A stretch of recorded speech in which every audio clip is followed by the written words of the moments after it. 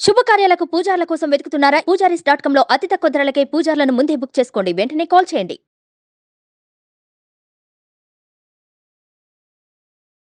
Hi, welcome to our channel. ఈరోజు మనతో పాటు ఉన్నారు జ్యోతిష్య వాస్తు పండితులు, జ్యోతిష్య వాస్తు శిక్షణ నిపుణులు, అదేవిధంగా మహాగౌరి ఉపాసకులు శ్రీ దింటకుర్తి మురళీకృష్ణ గారు. నమస్కారం గురువు గారు. నమస్తే. హరి ఓం. సఫల ఏకాదశి రోజు ఏం చేస్తే మనకు మంచి ఫలితాలు ఉంటాయంటారు సార్? మొన్ననే రీసెంట్గా వైకుంఠ ఏకాదశి అయితే ముగిసిపోయింది. సో మళ్ళీ కొత్త సంవత్సరం, కొత్త ఏకాదశి మొదలవుతుంది. ఈ ఏకాదశిని నుంచి మొదలు పెట్టుకుంటే 24 ఏకాదశులు చేస్తే ఎలాంటి ఫలితాలు చూడొచ్చు? ముఖ్యంగా అది చేయకపోయినా ఈ ఒకటి చేస్తే ఎలాంటి ఫలితం ఉంటుందంటారు? సఫల ఏకాదశి ఆర్ విమలా ఏకాదశి, మార్గశిర శుక్ల ఏకాదశిని సఫల ఏకాదశి ఆర్ విమల ఏకాదశి. అంటే మనకి ఈ సంవత్సరం అంటే ఆంగ్ల సంవత్సరంలో 2024లో వచ్చే మొదటి ఏకాదశి. ఇప్పుడు జనరల్గా చాలామందికి మనం ఒక సంవత్సరం పాటు 24 ఏకాదశులు మంచిగా వ్రతంలా చేయంటారు. మీరు అనుకున్నది ఏదైనా జరుగుతుందని చెప్పి మన శాస్త్రం చెప్పబడింది కదా. ఎవరికైనా సంవత్సరం ఇప్పుడు మొదలవుద్ది అంటే చాలామంది తెలియదు. ఉగాది ఎప్పుడో తెలియదు, ఎప్పుడు నూతన సంవత్సరం మొదలవుద్ది ఎవరు తెలియదు. మన దౌర్భాగ్యం, మనం ఏం చేయలేం దానికి. ఓకే, ప్రవాహం ఎటు వెళ్తుంది, మనం కూడా అటు వేసి పుట్టుకొని వెళ్ళాల్సిందే, తప్పదు. సరే, మరి జనవరి చాలామందికి ఆంగ్ల సంవత్సరమే నూతన సంవత్సరం కదా. కాబట్టి ఎవరన్నా కొత్తగా స్టార్ట్ చేయాలనుకునే వాళ్ళు ఈ ఏకాదశితో, మార్గశిర శుక్ల ఏకాదశి అంటే 7వ తారీఖు నాడు ఏకాదశి వస్తుంది. ఈరోజు స్టార్ట్ చేసి ఏకాదశి వ్రతం అంటే, ఏకాదశి వ్రతం అంటే జనరల్గా శాస్త్రంలో ఏం చెప్పబడింది, బట్ మనం ఎంతవరకు చేయవచ్చు అనేది కూడా నేను క్లియర్గా చెప్తాను. మనకి శాస్త్రంలో ఏకాదశి నక్తం అని చెప్పబడింది. అంటే దీన్ని ఎవరు కూడా, అంటే ఆల్రెడీ దీని గురించి బాగా తెలిసిన వాళ్ళు, ఓకే, దాన్ని చేసినా కూడా వాళ్ళకి ఎటువంటి ఆరోగ్య సమస్యలు రావు అనుకున్న వాళ్ళు మాత్రమే చేయండి. ఎందుకంటే ఎటువంటి బీపీలు, షుగర్లు ఉన్న వాళ్ళు నక్తం చేయడం అనేది కరెక్ట్ కాదు. ఓకే, ఇవాళ ఉన్న ప్రజెంట్ పొజిషన్లో నక్తం చేయడం అనేది కరెక్ట్ కాదు. అంటే మరి అసలు ఏకాదశి వ్రతం అప్పుడు మెయిన్గా చేయాల్సింది ఉపవాసం. ఉపవాసం అంటే కడుపు మార్చుకోవడం కాదు, భగవంతునికి దగ్గరగా జీవించడం. ఉపవసి, భగవంతునికి దగ్గరగా జీవించడం.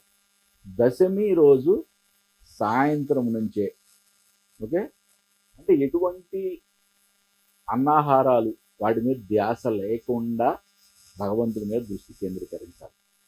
ఏకాదశి మొత్తం కూడా భగవంతుని మీదే దృష్టి ఉండాలి. ద్వాదశి గడియల్లో ఈ యొక్క నష్టాన్ని విడిచిపెట్టి భోజనం చేయడం అనేది దీన్ని ఏకాదశి నష్టం అంటారు అన్నమాట. బట్ ఇంత ఉపవాసం చేసేవాళ్ళు ఈ రోజుల్లో చాలా కష్టం. చేసేవాళ్ళు కూడా ఉన్నారు, చాలామంది చేసేవాళ్ళు ఉన్నారు, ఎప్పటి నుంచో కొన్ని సంవత్సరాల నుంచి చేసేవాళ్ళు ఉన్నారు. అంటే కొత్తగా చేసేవాళ్ళు ఎవరో ప్రయోగాలు ఏం చేయొద్దు. బట్ అట్లీస్ట్ ఏకభుక్తం అనేది పెద్ద, అసలు ఈ ప్రతి మనిషి ఉండగలడు. కాబట్టి ఏకభుక్తం అంటే ఏకాదశి ఒక్కరోజు ఒక పూట మాత్రమే. గురుగారు ఒక పూట అంటే మిగతా అంటే చాలామంది ఏం చేస్తారంటే ఒక పూట భోజనం ఉన్నారు కదా, సాయంత్రం టిఫిన్లోనే దాంట్లో కర్రీ మొత్తం, సాంబారు, పెరుగు అన్నీ. మళ్ళీ మధ్యాహ్నం మధ్యాహ్నం కానీ పొద్దున్న కానీ ఆకలి అంటే కొద్దిగా ఆకలి అనిపిస్తే పళ్ళు 4-5 రకాల పళ్ళు కట్ చేసుకొని కూర్చొని తింటారు. అలా కాదు. అంటే ఒకటి, ఏకాదశి భగవంతుడికి బాగా ఇష్టమైన రోజు అని చెప్పారు స్వామి. మరి ఏకాదశి రోజు ఉపవసిస్తే మీ యొక్క ఐశ్వర్యాన్ని పెంపొందిస్తామన్నాడు. అంటే ఇక్కడ ఒకటే ఉంది, దీన్ని కూడా మనం ఒక సైంటిఫిక్ యాంగిల్లో ఆలోచించండి. అంటే ప్రతి మనిషి కూడా 15 రోజులకు ఒకసారి ఉపవసిస్తే, ఫాస్టింగ్ ఉంటే వాళ్ళ యొక్క ఆరోగ్యం బాగుంటుంది. ఆరోగ్యం మహాభాగ్యం. ఆరోగ్యం బాగుంది అంటే నువ్వు అదృష్టవంతుడివి, ఆరోగ్యం ఐశ్వర్యవంతుడివే కదా. అంతకన్నా మరి మహానుభావులు, మహారుషులు, మహాయోగులు మరి ఆనాడే పురాణాల్లో ఇవన్నీ ఏ విధంగా ఆలోచించి పెట్టగలిగారు. ఇంత అద్భుతం చూడండి. మరి 24 ఏకాదశులు చేస్తే ఒకటే గుర్తుపెట్టుకొని, మీ లైఫ్లో ఎటువంటి సమస్య అయినా, either it belongs to house property, అంటే ఒక ఇల్లు కొనుక్కోవాలనుకుంటున్నాను, డబ్బులోనే కానీ ఇల్లు కొనుక్కోలేదు, లేకపోతే అప్పుల్లో కూడిపోయి నేను బయటికి రాలేకపోతున్నాను, వివాహం జరగదు, సంతానం, అనారోగ్య సమస్యలు, దీర్ఘకాలిక అనారోగ్య సమస్యలు, ఎటువంటి ప్రాబ్లం ఉన్నా సరే 24 ఏకాదశులు మంచి భక్తి ప్రవక్తతో ఏకాదశి వ్రతం చేస్తే చాలా అద్భుతమైన రిజల్ట్స్. అంటే దీంట్లో మళ్ళీ మీరు నెగిటివ్ థాట్ పెట్టుకోవడానికి లేదు, 100% రిజల్ట్ వచ్చి తీరుతుంది. గురుగారు మరి అసలు ఈ ఒక్క ఏకాదశి వ్రతం చేస్తే, ఒక్క ఏకాదశి విమల ఏకాదశి ఒక్కటే నేను చేస్తాను, నాకు ఎటువంటిది అంటే ప్రతి ఏకాదశికి ఒక ఫలితం అనేది నిర్ణయించబడింది. ఈ ఏకాదశి నాడు ఏకాదశి వ్రతం చేయడం వల్ల అజ్ఞాన నివృత్తి అంటే మనకి అంటే జనరల్గా ఏంటంటే ఇవాళ మనం భగవంతుడి గురించి చింతన తగ్గిపోయింది, స్పిరిచువల్ గురించి మాట్లాడుకోవడం కూడా స్పిరిచువాలిటీ గురించి మాట్లాడుకోవడం చాలా తగ్గిపోయింది. బట్ మనిషి యొక్క ముఖ్య ఉద్దేశం ఏమి ఇవ్వాలి అంటే భగవంతుడు మనం సృష్టించింది ఎందుకంటే భగవంతుడు ఎవరో తెలుసుకొని ఆయన దగ్గరికి ప్రయాణం సాగితే మన జీవన ప్రయాణం ఎప్పుడు కూడా అల్టిమేట్గా మోక్ష సాధనకై ఉండాలని చెప్పబడింది. అంటే ఇప్పుడు మోక్ష సాధనలో ఎన్నో అజ్ఞానాలు ఎదురవుతూ ఉంటాయి. మనకి ఎంతో తెలుసు అనుకుంటాం, ఎంతో అసలు అబ్బా అసలు మించిన వాళ్ళు లేడు భగవంతుడి తర్వాత నేనే అనుకుంటాం. కానీ మోక్ష సాధనలో ఎన్నో అజ్ఞానాలు మనకి ఎదురవుతుంటాయి. అంటే ఆ అజ్ఞానాన్ని నివృత్తికై ఈ ఏకాదశి నాడు ఏకాదశి వ్రతం చేయడం వలన ఆటోమేటిక్గా అంటే దాన్ని మనకి మన యొక్క ప్రశ్నకి సొల్యూషన్ భగవంతుడు చూపిస్తాడు అనేది మనకి పురాణాల్లో చెప్పబడింది. అసలు ఏకాదశి వ్రతమే ఒక అద్భుతం. దాంట్లో స్పిరిచువల్ యాంగిల్లో చూస్తే ఈ విమలా ఏకాదశి అజ్ఞాన నివృత్తికి ఎటువంటి డౌట్ అంటే భగవంతుని గురించి కానీ మోక్ష సాధన గురించి కానీ లేదు మన ప్రాపంచిక విషయాల్లో కానీ ఎటువంటి అజ్ఞానం ఉన్నా కూడా తొలగిపోతుంది. ఇది ఒక అద్భుతం అన్నమాట. సరే, ఇప్పుడు ఈ ఏకాదశి వ్రతం కొంతమంది వయసు పైబడిన వారు ఉంటారు, వారు చేయలేని స్థితిలో ఉంటారు.